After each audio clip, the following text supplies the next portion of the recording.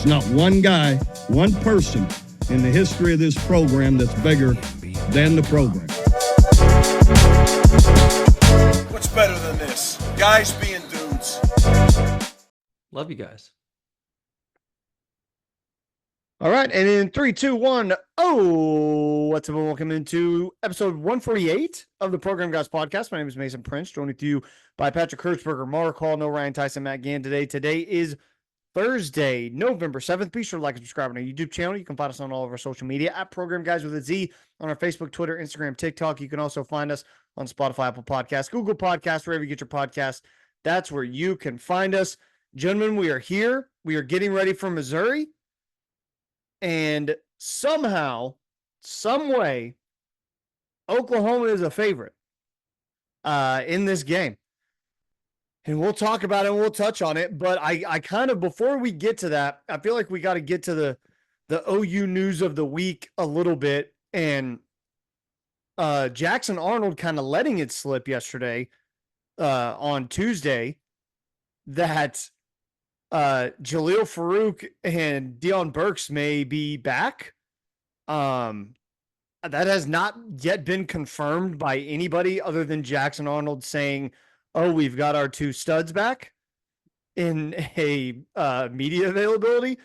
And I don't think he's supposed to. Maybe I think they probably wanted to wait and make them questionable or something on the injury report or something like that. But Still will. No one. Yeah. We know. No one heard it. Yeah. Someone heard it. Yeah, for sure. Yeah, they'll definitely be on the injury report. But what does that bring to this? And Mark, we were kind of talking before we started here what the line has kind of done. I mean, obviously Missouri opens as the favorite, and then you hear that Brady Cook's not playing, and then some other stuff. Well, that's not confirmed either. Right. That's not confirmed either. But there's this huge line shift, and it didn't happen when Jackson made those comments.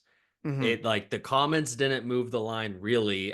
Maybe that's what got it from 3 to like 1.5 Missouri, but somehow randomly we shift quickly to OU by 1.5, and then OU by 2.5 or 3 is where it has settled. I was looking at mine and I got 3. Mason had 2.5. I think it's more of a Brady Cook thing, and we're going to find out that he's not playing, or he's going to be doubtful or something and not play. But that's interesting, I guess. He's been a good quarterback this season. He's had a good season. Mm-hmm. They're a fraudulent program, but he's had a good year.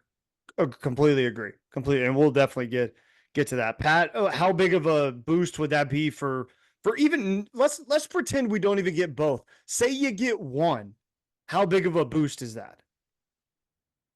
I wish I could be more positive and say that it's a huge, great thing. But they've never been in a game where Joe John Finley was calling it. So we just don't know how that relationship's going to play out either. And then 2, they've been hurt all season. And then I don't know also if one person can make that much of an impact. I'm hoping so, but there's a lot of ifs there. Either way, if one of them was on the field, we would be a better football team. That's for sure. Yeah. And I forgot to say a receiver thing. I think it makes the offense immediately better. I think just the threat of an actual dude out there. We haven't had an actual dude out there all season, save for 6 Jacob Jordan catches in the South Carolina game. It's going to change a lot of things. I think the gravity of a player like that helps a lot. Personally, I'd like to see Deion Burks before I saw Jaleel Farouk, just, I guess, due to the severity of the injury. I think I don't know how good I feel about Jaleel Farouk being trotted back out there, and he's like immediately like, this is your guy, feed him 10 targets. It's just like, I don't know if that's a winning recipe. Deion Burks, I feel a little more comfortable with that.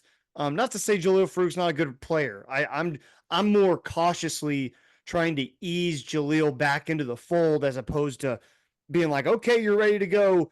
You're the number one guy because we got nobody else. Here's 10 to 15 touches and we'll see what happens. Like, I don't think that's the way to go about that. No, I think your offense doesn't actually change all that much. You just have a better player in some of those spots. Yeah. So when you're running that RPO, maybe it's Jaleel Farouk on the other side of it instead of Jacob Jordan.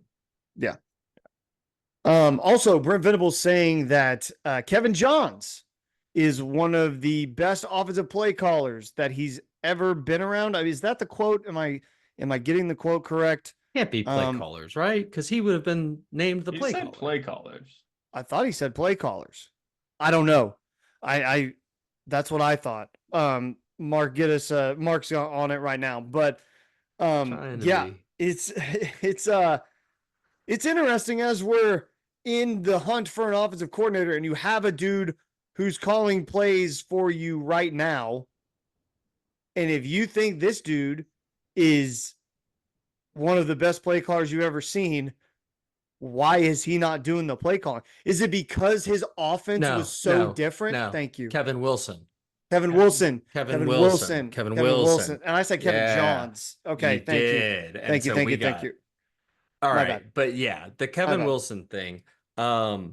He has had some great offenses. He has. It's true. It's completely true. It also reeks of the same kind of line of thinking that had us hire Seth Luttrell.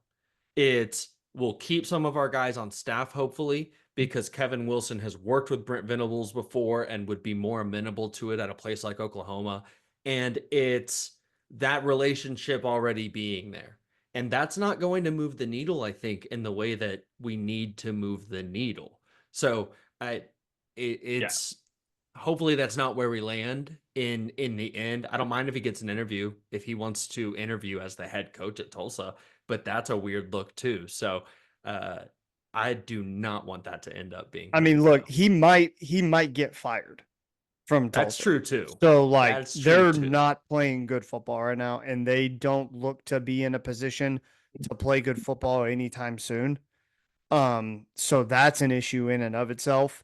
So again, yeah, I agree. As you're a head coach, like, is that something you interview for? But also, I don't think that dude has a job. I would not be shocked if they fire him in the next few weeks.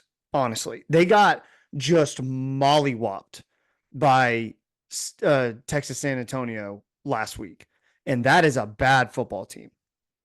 And TU's got issues. Welcome to the TU football podcast, by the way. Well, and they but- haven't gotten better, right? The entire No. time he's been there, they haven't gotten better. If anything, No. they've maybe gotten worse. And that's, Yeah. maybe he's just a great OC.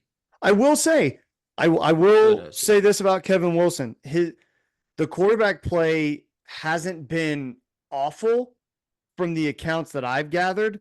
His quarterbacks seem to be okay. I think the team building aspect of whatever he was doing is the problem for him. Also the defense is brutal, but if you hire him as an OC, you're not hiring him to run defense. So Is he I really don't a know. recruiter? Like, does he get out on the road if he's your It does. OC? It doesn't feel like, especially at a place like TU, when you rely so much on regionality and like you're not going far and really doing a lot of research. You're waiting on OU and OSU to like pass on guys, essentially, and that's what you're doing. So Yeah, I guess I'm thinking, was he at like Ohio State? He How heavy was. was he in the recruiting game? Yeah. there? yeah, Because we would need someone to come in and be able to have an active voice with quarterbacks, true. receivers, et cetera, Yeah. et cetera. yeah, very true. Yeah, we haven't talked a lot about the whole OC thing in a while, anyways, and like who we would want potentially. But generally Yeah. speaking, I want a guy who's a pretty big name and who's going to bring a quarterback with him. Oh, interesting. Who do you have in mind for that, man? And it doesn't have to be like his current starting quarterback. It could be a second string or a younger guy he's got. But I want him bringing in his own quarterback.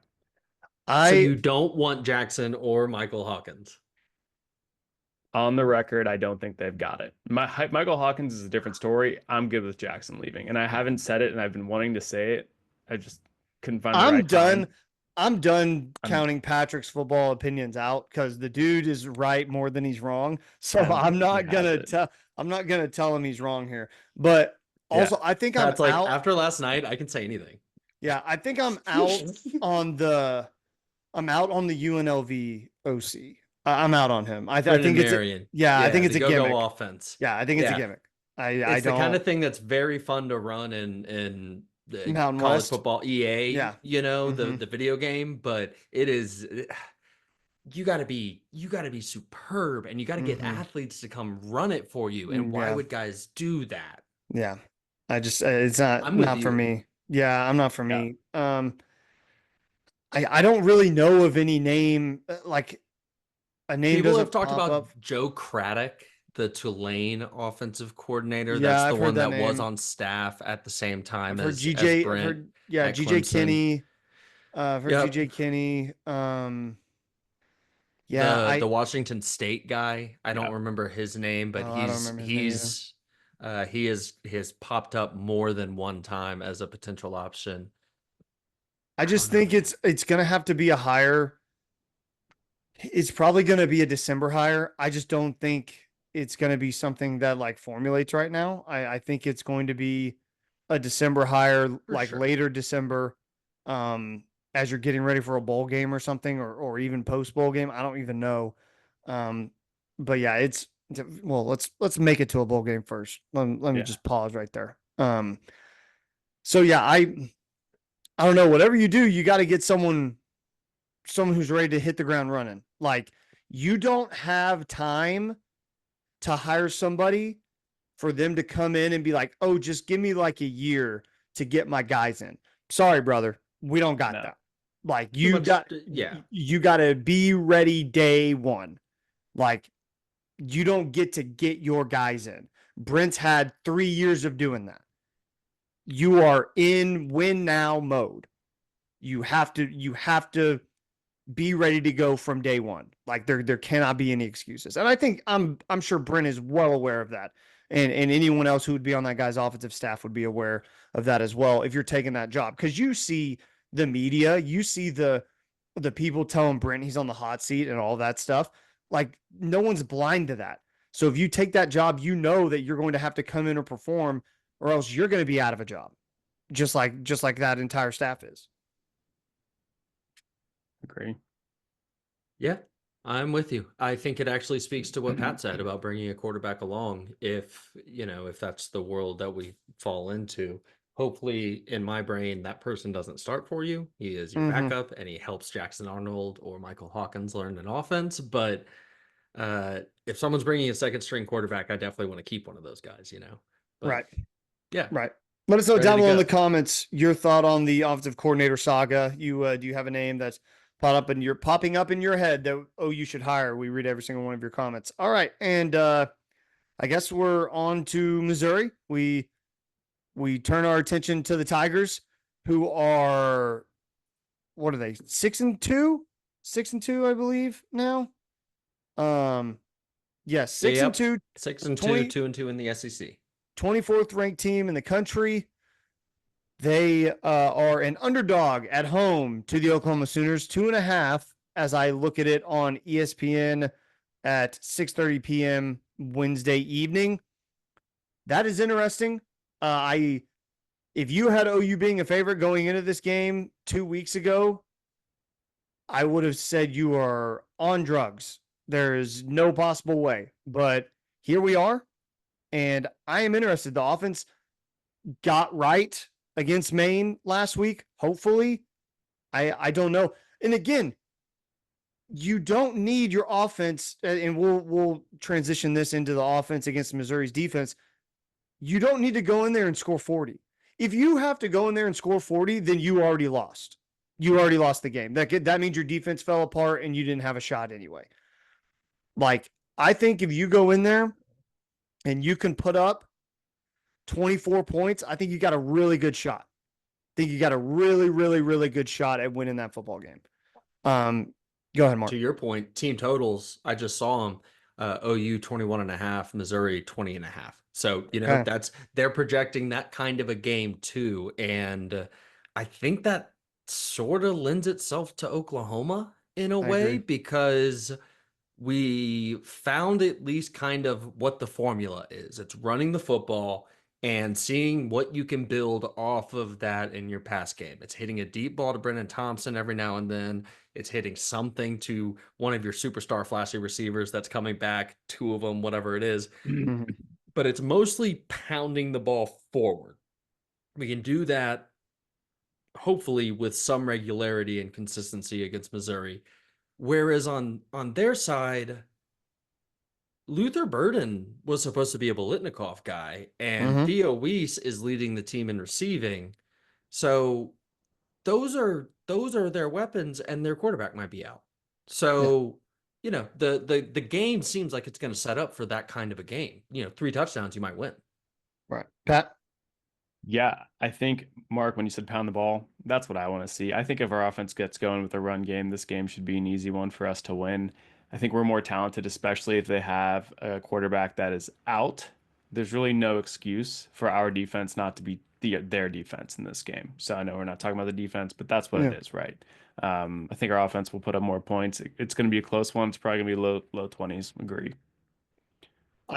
You got to run the ball with Javonte Barnes. I think it's a steady diet of Javonte. I think that goes without saying. I want to see more of what you did with the passing game last week. The kind of hitch routes, out routes, and then you can hit the home runs if you need to. Like, you don't have to go out there and dial up a deep shot once a drive. You don't have to do that. We don't need to do that. Rely on Javonte Barnes to get you, 3-4 yards of carry. And then when you get to third and short, figure something out. You know what I mean? Like, stay in front of the chains. The problem that this offense had during all those games that they're losing, how many times did we start drives behind the chains, whether it's from a first down penalty or a first down loss of yardage? It was brutal. It was like every drive, that's what would happen. And they did a great job against that with Maine. And obviously it's Maine. I know everybody's going to say that. I get it. But they Same ran the team. ball well against Same Ole team. Miss also. Yes, Yep. they And did. that is a good rushing defense, even in the context of the SEC. There's something there. Now, it fell apart in the second half against Ole Mhm. Miss, and you Right. got to figure out what they did so you can counteract that if Missouri pulls some shit out of a hat. But Right. that's the formula. That's the formula. And what you said, man, the easy routes, the ones Mhm. where they are expecting you to go deep, and instead Brennan Thompson just turns around after 12 yards. Yeah. And Jackson's already rolling that direction. He just tosses him the ball, get out of bounds, easy peasy, Yeah. first down. You I- have to just do that. You have to take they're cheat codes for your offense. I think we saw some success as well. JJ Hester was hit on deep throws, but also JJ Hester kind of going across the middle, just Yeah. kind of on a Yes. semi medium drag route. That stuff works. Does he always catch it or catch it clean? No, he doesn't, but he's I was about to open. say, That when stuff he's- that stuff works. Like, if you're trying to draw up ways to get these guys open, these receivers who have obviously been struggling with getting open the entire season thus far, do the stuff that works. Play the hits. Do that. That's what you need to do. And I think that's what Joe John Finley's going to have to rely on, is running the ball with Javonte Barnes in the intermediate passing game, and look for guys like who are having good games. Oh, we haven't had a chance for momentum at all season. And you're coming off a game in which you put up a ton of points. Guys are feeling good. Feed those guys who had good games. Feed Javonte Barnes. Let JJ Hester get some more burn. Maybe feed him the ball a couple times early. See if he can carry that over. Sometimes that's what you need, a little momentum. Who knows? We made the joke after the main game that we were hiding Bauer Sharp plays. It'll be interesting to see if he gets, if he's still hidden or if we go to him a lot. Dude, keep hiding him. I don't need to see Bauer Sharp. I don't. He's going to draw up some bullshit. We'll know for Bauer right Sharp. away. Yeah. He's going to draw it up and first drive. He's going to get 2 targets. And I'm going to be like, what are we doing? Go ahead, Mark. You see the smart offenses in the country do what you just said, though, Mason. It's those crossing patterns that not easily, I don't want to say that, but will get you open against space if the receiver knows how to run his route against defenders, right? So why that hasn't always been a part of the offense is gonna go on Seth Luttrell's Wikipedia page forever. That's tough, but it's something we can take advantage of now, especially if those receivers are back. Like Deion Burks has different speed, Mhm. and Jaleel Farouk is not always the best at catching the ball. He doesn't quite fight the ball like JJ Hester does, but he's not always the best at it, but he's damn good with it in his hands and he gets open. And you gotta give him easy routes. You're in week 10. Is this week 10 or 11? Week 11 Or 11. of the college football season. If I would have told you preseason, JJ Hester's your leading receiver on the football team. I would have quit. Yeah. That's wild, man. That's just a crazy stat. Crazy stat. In case you're wondering, 13 catches, 265 yards, and a touchdown. Just nuts. I'd love to see obviously Javonte Barnes, but Taylor Tatum. Get Taylor Tatum in situations to where he can kind of move in space. I think that's where he's most dangerous. Like maybe some running back screens, like not like set up screens as opposed I'm thinking more of like swing passes. Swing pass. Yeah. Send guys deep and run swing. Yeah, like I would like to see that. I think Taylor Tatum's he's a good running back in between the tackles. I think he's dangerous in space where he's left one-on-one with a linebacker. I like that a lot. I think that's where he could thrive. We mentioned it earlier, but feed the guys who have played well. Keep feeding Jacob Jordan. It's working, and Yeah. I'm okay with it. I'm fine with it too, man. It's so funny, man. He just Yeah. down for down and pound for pound, he's Mhm. more efficient than all these guys. Yeah, he is. And you wonder who's going to get bumped out with one or two of these guys coming back. I'd still like to see some Jacob Jordan on the field. He was my stand-in guy earlier for someone who doesn't play, but I don't mind him still being in that rotation because he's shown us he's effective. Well, and we saw last week. I mean, and even against Missouri, no, not against Ole Miss, a little bit. I felt like we're seeing less and less of Zion Reagan's out there. I feel like we're not seeing more of him.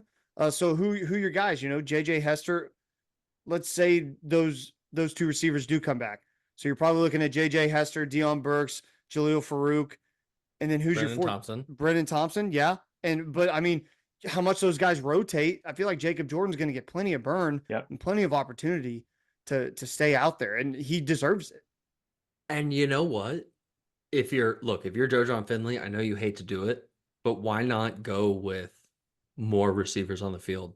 That's something I generally am more against. I like the flexibility with having tight ends on the field that can do different stuff, but our tight ends are terrible. And so that doesn't really bode well, Yeah. So in a world where instead you can have Jaleel, Deion Burks, JJ Hester, Brennan Thompson all on the field, and Jacob Jordan can come spell one of them here and there, they can get a good rotation in. Gosh darn, man, you're halfway to the 5 receivers that we lost at the beginning of the year. Yeah. Just imagine if it was Nick Anderson in there and Oh my Andrell God. Anthony in there. Man. This offense should have been insane. It's the funniest thing. Like the line is still dog water, but skill positions are strong, man. It sucks. Yeah. Just think, like, if you have those guys, even if let's even call it a top 50 offense. Let's say you're top 50. You're probably 6-3, 7-2 now, as opposed to 5-4. I think you are. I think you beat South Carolina. I think you probably beat Tennessee as well. And that's just tough. That's a tough pill to swallow. You don't Both beat winnable Texas. games. You blew it against Texas. That's just on you. But and I don't think you beat Ole Miss either. But We're in it at the half, man. I know. You're leading at halftime. An offense that knows its shit, it might pull that out. I'm fine with the I'm fine with the Jackson Arnold run game. I don't need to see it a ton. Don't do that a lot. I like it as an option on third down, like a third and short situation. I'm okay with that. I trust Jackson to make the right read when it comes to that. But I don't need that to be I don't need Jackson Arnold run game to be your bread and butter on Saturday. I just don't. That's not for me. And and it has been too much. He led the team in carries with 24 against Ole Miss. So much. He was third last week with 9 against Maine, so that's not too bad. That's about where I want him to be. I want him to be behind both of the running backs. Well, maybe second. I'm good with second if they're effective runs, but he cannot lead the team in carries. That's not a recipe for success. That's bad news bears to me. There are clear plays where we should run Javante Barnes, but we run Jackson right away. I'm cool with the RPO game. I'm not cool with him taking snaps on 3rd and 2 when it should be Javante Barnes at this point. Well, and sometimes he doesn't make the read. He doesn't pitch the ball when he Right. needs to pitch the ball. We saw that in the red zone, last week? Or maybe it was against Ole Miss. The situations are running together for me, but and I don't know why. Like, I don't get it. Because he doesn't strike me as someone who's like, all right, I'm gonna go get the glory with this one. Yeah. It just Oh, seems he's like smart. missing reads. And like, dude, it's a counting game. And then when you're in the speed option, you just gotta watch one guy. Yeah. And you're not gonna fake him out. Stop trying to fake him out because we haven't seen you pitch that ball yet. So here and there, that's tough. Yeah. Over to the defensive side of the ball. Love these guys. Oklahoma defense against the Missouri offense. We don't know about Brady Cook. If it's not Brady Cook, it's Drew Pine, the backup quarterback. He's got some burn this year. It hasn't just been the Brady Cook show. Drew Pine has taken a good amount of snaps for them, coming in relief. But as Mark mentioned earlier, the 2 wide receivers are really what you got to watch out for Missouri. Theo Weiss, we obviously know that name, and I blank on the other one. Remind me of the other one. I forgot. Luther Burden the third. Yeah, Luther Burden. Yeah, I believe a one-time OU commit under Lincoln Riley. I think Ooh. that's the case. But Perhaps. Sounds familiar. commenters fact check me. We're still doing that. Is Caden Green still benched? People are I asking. don't think so, right? He's just a guard. Yeah, just a guard. You know, Right. that he was so against playing. And so he moved. And they put Got him a back lot at of money guard. For for the it, same man. price we offered them, might as well take a worse position. Yeah. Just brutal. Well, yeah, he would have definitely gotten some run at tackle this season. Bro, he'd be the starting tackle. Imagine. He'd He be would the starting tackle. He would be the left tackle, and we wouldn't even be talking about it. Yeah, it would be a no-brainer. He'd do it. He'd be the guy. Goofball, man. Goofball. Crazy. But again, maybe Bill beating both things. Regardless, we're talking about the defense. Here we go. I like this matchup. I do. I'm not crazy about the secondary having to cover these receivers just because of what we've seen the last couple of weeks. It makes me a tad nervous. I saw something. Maybe I didn't recognize this when we didn't talk about it in the post-game pod. Was Jacoby Johnson starting against Maine? Did he go out there and start against Maine? Mhm. I just did not pay attention to that the at all. receiver. Yeah, the receiver. And there's my dog's barking. Sorry. Don't even hear it, brother. Oh, good. But yeah, that's the matchup to watch. The secondary against the wide receivers. Can they hold them at bay? You're going to need to make the backup quarterback beat you at some point. And the only way you're going to do that is by covering on the back end or trying to get pressure. I would not be surprised at all to see Zach Alley dial some stuff up, a little exotic. Wouldn't be surprised at all. No matter who's back there, whether it's Brady Cook or Drew Pine, I would not be surprised, because if it's Brady Cook, you know he's coming off an injury. You're going to want to get back there, make him try to be mobile a little bit, get him off his center, and make a play. And then as for Drew Pine, you know, he's a senior. He's played some ball. He knows his way around, but he's a backup for a reason. You obviously want to go in there and try to attack him. I would not be surprised to see Danny on a lot of blitzes. Kobe McKenzie seems to be a guy they really like blitzing recently. I feel like he's a really good downhill runner when it comes to stuff like that. And obviously Kip Lewis is Kip Lewis, and he's a freak of nature, and he'll just do Kip Lewis things. In the immortal words of Coach Herman Boone, portrayed by Denzel Washington in the 2001 hit Remember the Titans, we blitz all night. No, I love it. That's how Yeah. you help those corners. That's how you help Eli Bowen, who has been super effective but is a freshman. Kenai Walker, messing up here and there. Hmm. He's man, it sucks. Messing up here and there.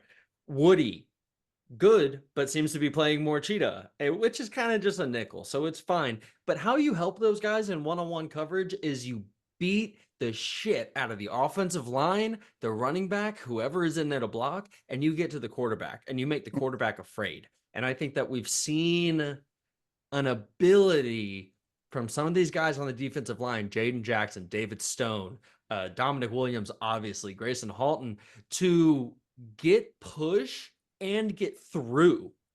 And when you're sending guys in addition to that, you've got a recipe for something that can really cook. I especially against a backup quarterback, I think that being very aggressive is the move. You won't hear me say that against Jalen Milroe. I think you gotta have a spy or some shit in there against him sometimes. But I really like the idea of sending the house, sending smart, creative blitzes and getting and making that your game plan. When you got to get to the quarterback, sorry, one thing, Pat, and then I'm over to you. You got to get to the quarterback because you sent some dudes against Ole Miss and you could not get to Jackson Dart. You could not get to him. And you have, if you're going to do that, you got to make them pay and you got to get home. Go ahead, Pat. Yeah, I agree. We got to send a bunch of pressure. One guy Mark didn't mention was Des Malone. Also on and off to me. I'm okay with moving Woody out of Cheetah into the cornerback position to have, because we already have Samuel Mashigo and Deshaun McCullough. I don't think so. I'm cool with it. I don't know why we're not doing that right away. I think if Des gets a couple of mistakes, maybe this game, and then we make that switch. Yeah, I don't really know the point of that either. Like, I like what I see out of Sammy and Deshaun more than I like seeing Woody there.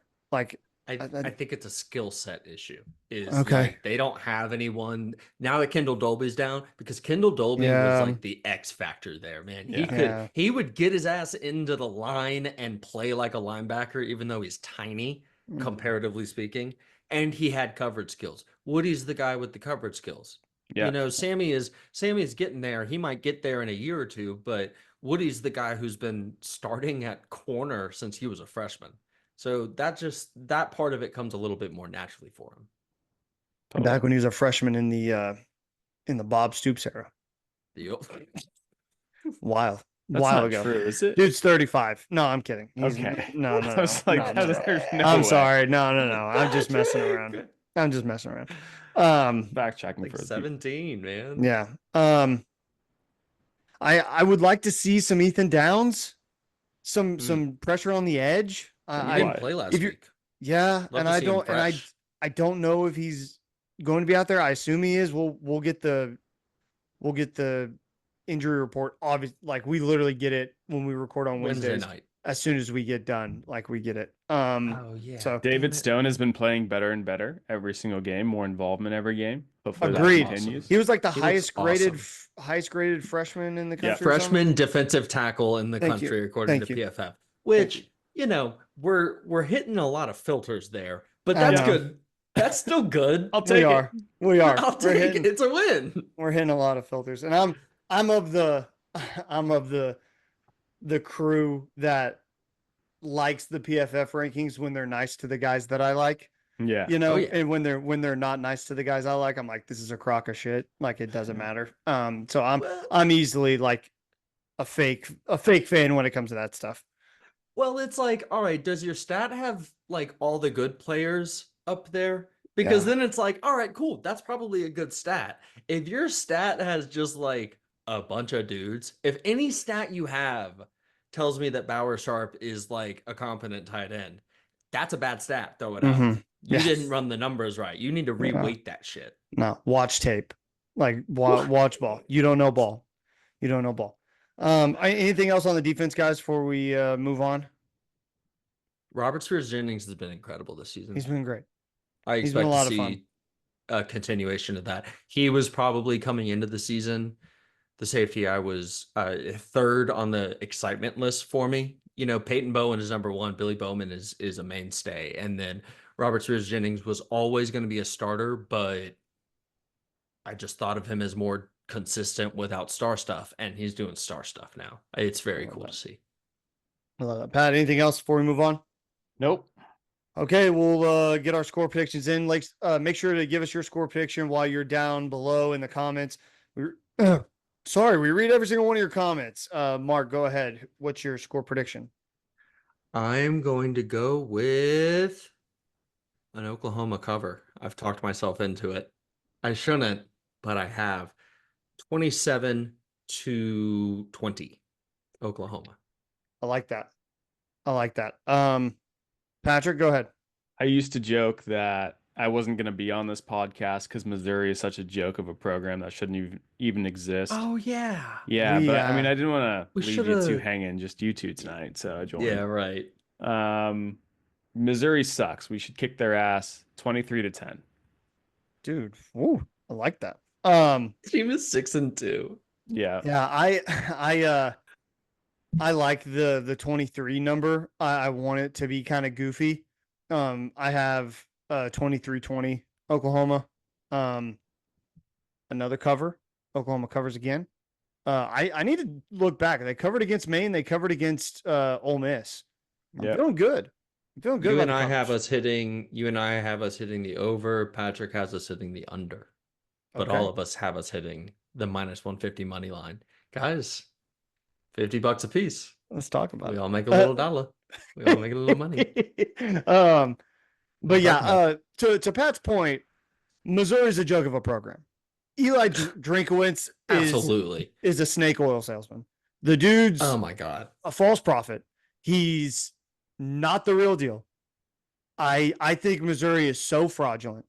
They're fraudulent every year. They were like a top 10 team at one point, weren't they? They were like number 9 or something. Yep. At no point did I think that was real. Didn't they get didn't they get rocked last week? Wasn't that what it was? Yeah, they didn't score a point last week. Yeah, they got rocked. Got smoked.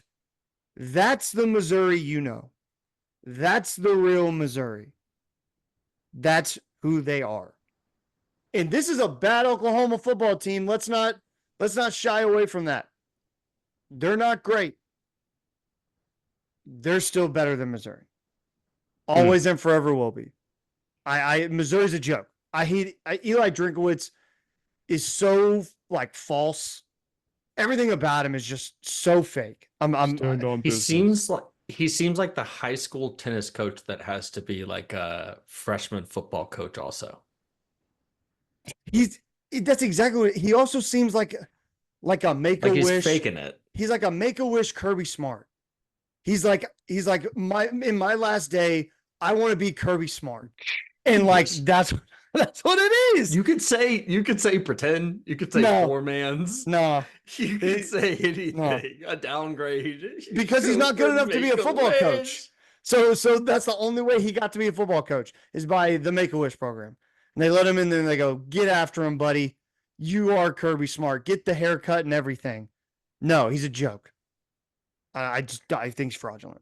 Not about it. Do we know how much Williams Ranieri is playing for the No Missouri idea. Tigers? I don't know at all. I heard not a lot. It I can will be try to find fun. his stats real quick. It will be fun to watch. You know, we've got some ties like that, right? Yeah. Ranieri went there. Theo Weiss went there. Caden Green went there. Those are going to be fun little personal matchups for me to watch throughout the game. He has 2 tackles, 1 sack on the season. Promise one- you would have more than that at Oklahoma. One Promise you. solo tackle, 1 sack. I apologize.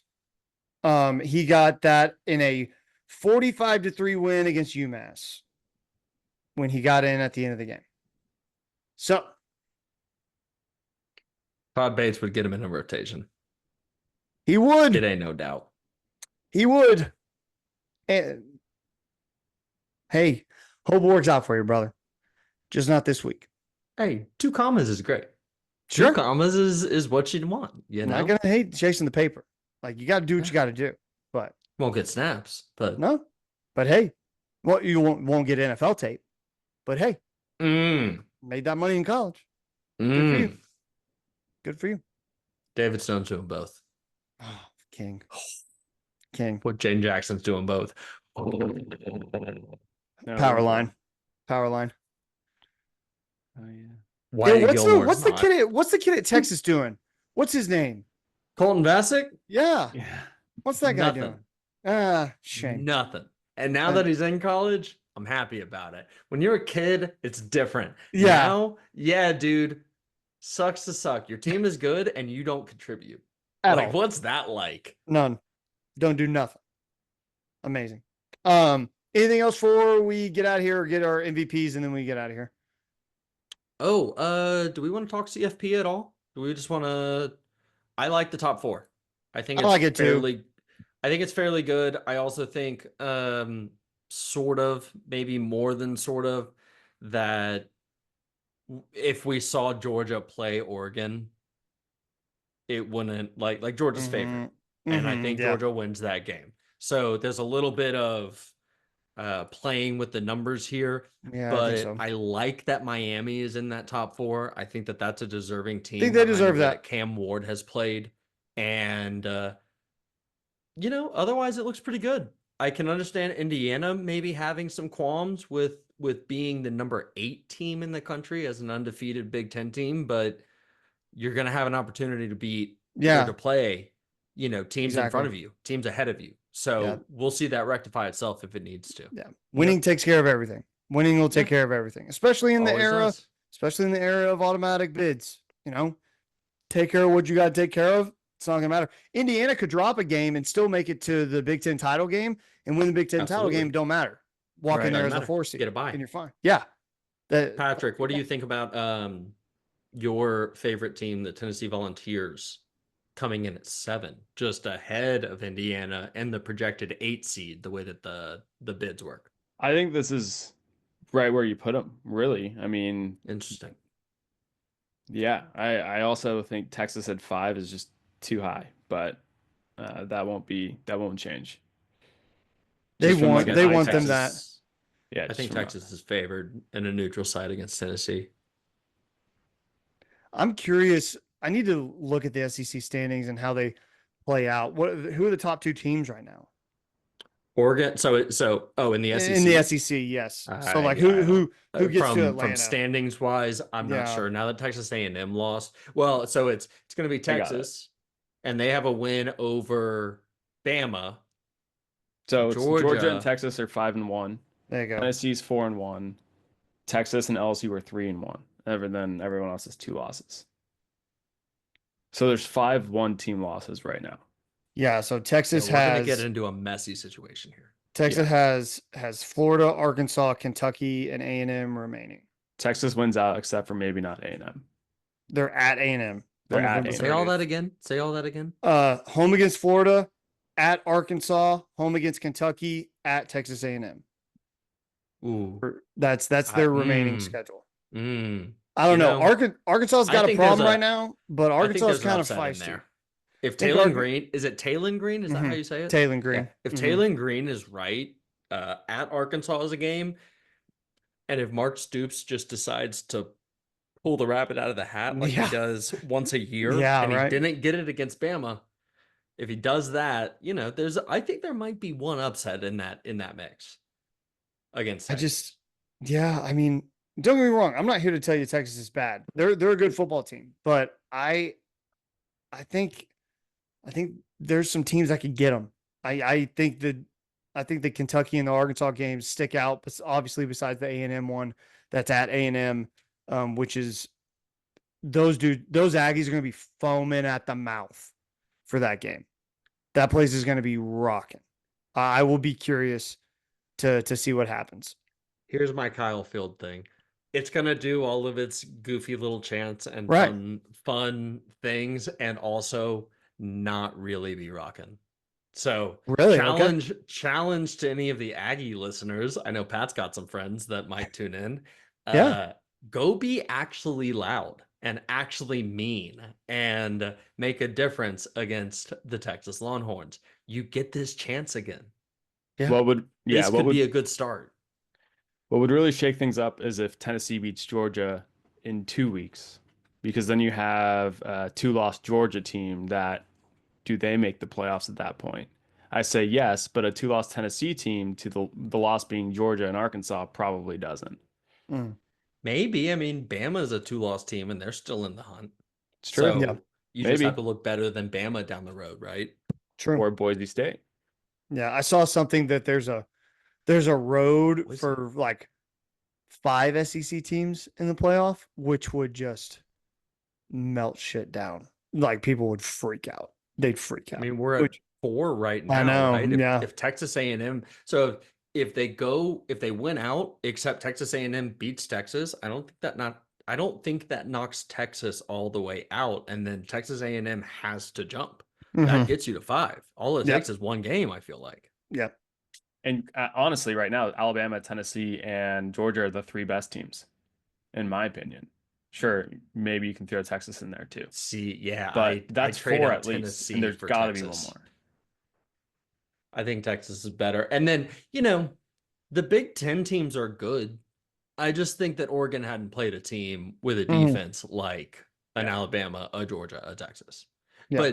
But with regard to Texas, Oklahoma had something in the first half, and they showed that you can put something, you can jam something in the gear there and slow that team down. You just have to capitalize, and Oklahoma wasn't able to do that at all. Yeah. Let's name our PGP MVPs of the week before we get out of here. Patrick, we'll start with you. Who's your MVP? I'm going to go with the favorite Oklahoma Sooners. I like that we're favored headed into this game. Maybe my MVP is Vegas for getting this one right.